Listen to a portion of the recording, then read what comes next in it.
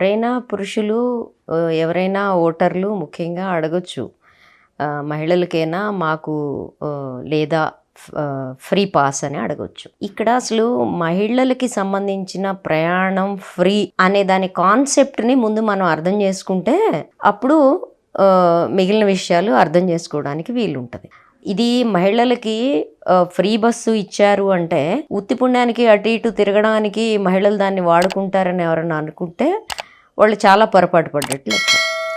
మహిళలు రెగ్యులర్గా వాడుకునే పనుల్లో భాగంగా లేకపోతే ఎక్స్ట్రాగా బంధువులకి దానికి వెళ్ళడానికి వాడుకుంటే వాడుకోవచ్చు. కానీ అసలు దీని పర్పస్ ఏంటి? మొట్టమొదటి విషయం, మన భారతీయ సమాజంలో స్త్రీల మొబిలిటీ, స్త్రీల గతిశీలత చాలా తక్కువ. మనం ఇంట్లో ఆడపిల్ల మగపిల్లవాడు ఉంటే మగపిల్లవాడికి సైకిల్ నేర్పిస్తాం, అంటే అది మొబిలిటీ, గతిశీలత. మనకి ఇళ్లల్లో భార్యాభర్త ఉంటే భర్తకి ఏదో ఒక బండి కొనగలిగిన స్తోమత ఉంటే ఒక మోటార్ సైకిల్ ఇంకోటో ఉంటుంది, స్త్రీలకు ఉండదు. అంటే వాళ్ళు ప్రయాణం చేయాలి అంటే కంపల్సరీగా వేరే వాళ్ళ మీద ఆధారపడే పరిస్థితే ఉంటుంది. ఆడవాళ్ళకి ఈ దేశంలో గతిశీలత లేదు.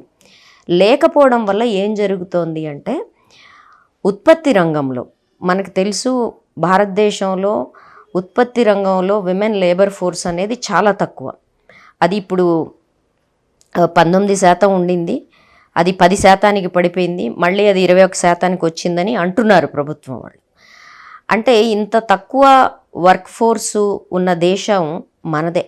అరబ్ కంట్రీస్లో కూడా ఇంత తక్కువ వర్క్ ఫోర్స్ లేరు ఉమెన్. అంటే దాన్ని బట్టి మనం అర్థం చేసుకోవచ్చు ఉత్పత్తి రంగంలో స్త్రీలకు సంబంధించిన ప్రాధాన్యత 2004లో 36 ఉంటే ఇప్పటికి వచ్చేసి అది ఎందుకు తగ్గుతూ వచ్చింది అనేది. ఇది చాలా ఇంపార్టెంట్ ఫ్యాక్టరు. స్త్రీలు సంపాదన చేయడం మీద, కుటుంబాలను పోషించడం మీద ఇది చాలా ఇంపార్టెంట్ ఫ్యాక్టర్. కాబట్టి మగవాళ్ళ గతిశీలత అనేది చరిత్ర కాలాల నుంచి అది వస్తూనే ఉంది. వాళ్ళకి ప్రత్యేకంగా గతిశీలత ఇవ్వాల్సిన అవసరమేం లేదు. వాళ్ళ ట్రాన్స్పోర్ట్స్ని వాళ్ళు అరేంజ్ చేసుకుంటానే ఉన్నారు. ఇది మొట్టమొదటి విషయం మనం అర్థం చేసుకోవాలి. రెండో విషయం ఏంటి అంటే ఉత్పత్తి రంగంలో పనిచేస్తున్న స్త్రీలు వాళ్ళకుండే ఇంటి బాధ్యతలు, ఇంటి పనులు చేసి పరుగులు తీయడం, ఇలాంటి అనేక కారణాల రీత్యా వాళ్ళకి ఇది వాళ్ళు ఆటోలకు వెళ్ళడమో లేకపోతే ప్రైవేట్ విషయం మీద పెట్టడమో, మొత్తం మీద ట్రాన్స్పోర్ట్ మీద వాళ్ళు పెట్టే ఖర్చు చాలా ఎక్కువ ఉంటుంది. వాళ్ళు పడే తిప్పలు మామూలు కాదు. అట్లాంటి సందర్భంలో ఇవాళ మనకి ఎక్కడెక్కడైతే తమిళనాడు కావచ్చు, ఢిల్లీ కావచ్చు, ఎక్కడైతే ఉచిత ప్రయాణం ఇచ్చారో ఇక్కడ జరిగిన అధ్యయనాల్లో తేలింది ఏంటంటే ఈ ప్రయాణం మీద పెట్టే ఖర్చు తగ్గడం వల్ల ఆడవాళ్ళు 12% పొదుపు చేస్తున్నారు అని చెప్పి. ఆడవాళ్ళు 12% పొదుపు చేస్తున్నారు అంటే ఈ 12% దేనికి ఖర్చు పెడతారు? వాళ్ళు ఇంటికే కదా ఖర్చు పెడతారు. కాదండి, మగవాళ్ళు అయితే ఇంటికి ఖర్చు పెడతారు, ఆడవాళ్ళు అయితే చీరలు నగలు కొనుక్కుంటారని ఎవరైనా ఆర్గ్యుమెంట్ పెడితే వాళ్ళని మనం ఏం చేయలేం, ఆ బుద్ధిమంతుల్ని. కానీ ఒక 12% పొదుపు వస్తుంది. ఇప్పుడు పెరిగిన ధరల్లో మనం కోవిడ్ తర్వాతి కాలంలో కనుక చూస్తే ప్రతి కుటుంబం యొక్క ఆదాయం పడిపోయింది. ఈ దేశంలో 90% జనం కోవిడ్ తర్వాత మాకు స్టాండర్డ్ అన్నా ఉంది, లేకపోతే మా నిజ వేతనాలు పడిపోయినాయి అన్నా చెప్పారు. ఇట్లాంటి క్లిష్ట పరిస్థితుల్లో రెండోది మనందరం ధరల పెరుగుదల దెబ్బ ఎదుర్కొంటూనే ఉన్నాం. Middle class, upper middle class నుంచి వెల్ ఆఫ్ ఫ్యామిలీస్ వరకు ఈ ధరల దెబ్బని ఎదుర్కొంటున్నాం. అట్లాంటప్పుడు ఈ 12% పొదుపు చేయగలగడం అనేది అది పెద్ద ఊరట ఆడవాళ్ళకి.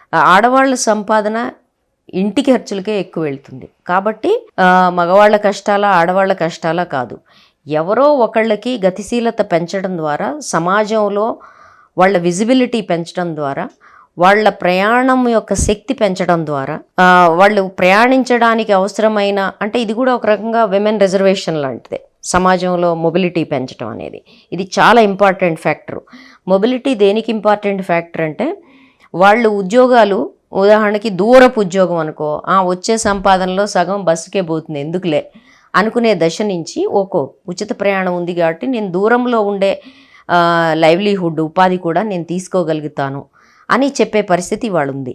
అంటే దాని అర్థం ఏంటి అంటే స్త్రీల మొబిలిటీ పెరగడము, విజిబిలిటీ పెరగడం అనేది వాళ్ళ ఎంప్లాయబిలిటీని, అంటే వాళ్ళ ఉపాధి అవకాశాలను మెరుగుపరుస్తుంది. దీన్ని మనం అర్థం చేసుకోకుండా ఇదేంటో ఆడవాళ్ళకి ఉత్తినే తాయిలాలు ఇచ్చేశారు మాకు ఇవ్వలేదు అని ఏడవడం వల్ల అది అవగాహన లేనితనం అవుతుంది తప్ప ఇంకోటి కాదు. తర్వాత మగవాళ్ళు అడగొచ్చా అంటే మీరు కూడా అడగొచ్చు. మాకు కూడా పోస్ట్ కోవిడ్ కానీ నిజ వేతనాలు పడిపోయినాయి, మొత్తం కూలీ 0.8% పెరిగింది గత 5 ఏళ్లలో, కాబట్టి మాకు కూడా ఈ ఫ్రీ ఉండాలి అని అడగదలుచుకుంటే ఖచ్చితంగా అడగండి, అది మీ హక్కు, ఎవరు కాదంటలేదు. ఇది ఆడవాళ్ళ మగవాళ్ళ పోటీగా అసలు ఎందుకు చేస్తారో నాకైతే అర్థం కాదు. ఇది ఆడవాళ్ళ మగవాళ్ళ పోటీ కాదు. ఆడవాళ్ళకి హక్కులు ఇవ్వడం అంటే మగవాళ్ళకి కష్టాలు రావడం కాదు. ఈ దరిద్రపు వాదనలు ఎందుకు చేస్తారో అస్సలు అర్థం కాదు నాకు. ఆడవాళ్ళకి హక్కులు వచ్చినాయి, అవి వాళ్ళ హక్కులే. వాళ్ళకి హక్కులు వచ్చినాయి అంటే మగవాళ్ళ హక్కుల్ని హరించినట్టు కాదు. ఇంకా మగవాళ్ళకి ఏం కష్టాలు వచ్చినాయి కొత్తగా వాళ్ళకి ఇవ్వడం వల్ల? బస్సు ఆక్యుపెన్సీ రేట్లో ఆడవాళ్లే కూర్చుంటున్నారు. ఓకే, 60-70% సీట్లలో వాళ్ళే కూర్చుంటున్నారు. కొత్తగా ఒక విషయం వచ్చినప్పుడు ఎప్పుడు కూడా దాన్ని ఎంజాయ్ చేయడంలో కొంత తీవ్రత ఉంటుంది. ఇది ఎక్కువ కాలం ఉండదు. ఇప్పుడు ఏదైతే కొత్త మోజులో నాకు కూడా ఒకసారి బస్సు ఎక్కాలనిపిస్తుంది. బస్సు ఎక్కి దిగితే ఫ్రీ టికెట్ ఎట్లా ఉంటుందో, ఢిల్లీలో నేను బస్సు ఎక్కి దిగినప్పుడు ఐ వాజ్ సో హ్యాపీ. అంటే టికెట్ ఇచ్చి మీకు ఫ్రీ అండి అని చెప్తే అది 20 రూపాయల 30 రూపాయల ప్రశ్న కాదు. అట్లా ఒక ఎక్స్పీరియన్స్ కోసం ఎక్కుతున్న వాళ్ళు కూడా చాలామంది ఉండొచ్చు. మీ ఆడవాళ్ళకి ఫ్రీ అంట కదా అంటే ఎక్కేస్తూ ఉండొచ్చు. కానీ ఇది ఎక్కువ కాలం ఉధృతి ఉండదు, ఒకటి. రెండోది, బస్సు ఆక్యుపెన్సీ రేటు పెంచి బస్సులు కనుక సరిపోకపోతే ఇక్కడ ఒక చిన్న కంపారిజన్ మనం చూడాలి.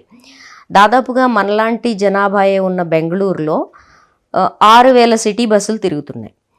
అంత జనాభా ఉన్న హైదరాబాద్లో మనకి 3,000 సిటీ బస్సులు తిరుగుతున్నాయి. ఇందులో హైర్డ్ బస్సులు కూడా దాదాపుగా 3వ వంతు హైర్డ్ బస్సులు ఉంటున్నాయి. మనకి ఎందుకని గవర్నమెంట్ ఇంకో 3,000 బస్సులు పెంచదు? మీరు అడగాల్సింది ఆడవాళ్ళకి ఇచ్చారని ఏడవడం కాదు, ఈ 3,000 బస్సులు ఎందుకని గవర్నమెంట్ పెంచదు అని అడగాలి. బాబు, మీరు ఆడవాళ్ళకి ఇచ్చారు, చాలా సంతోషం, మేము దాన్ని ఆహ్వానిస్తున్నాం. దాంతోపాటే ఈ రష్ తట్టుకోవడానికి ఇంకో 3,000 బస్సులు సిటీకి ఇవ్వండి. మన రాష్ట్రానికి ఇంకొక 6,000-7,000 బస్సులు అవసరం అవుతాయి, అవి ఇవ్వండి, అవి కొనండి అని చెప్పండి. తద్వారా ఆర్టీసీ బాగుపడుతుంది, మనం బాగుపడతాం. ఆక్యుపెన్సీ రేటు పెంచడం యాక్చువల్గా ఆర్టీసీకి లాభదాయకంగా ఉంటుంది. కాబట్టి ఇప్పుడు ఇది ఒక విషయం. రెండో విషయం అడిగింది ఏంటంటే, మనం ఒక ఫ్రీ ప్రయాణంలో వచ్చే ఎకనామిక్స్ని అర్థం చేసుకోవాల్సిన అవసరం ఉంది అనేది నేను చెప్పదలుచుకున్నాను. ఒకళ్ళకొకళ్ళు పోటీ పెట్టద్దు. తర్వాత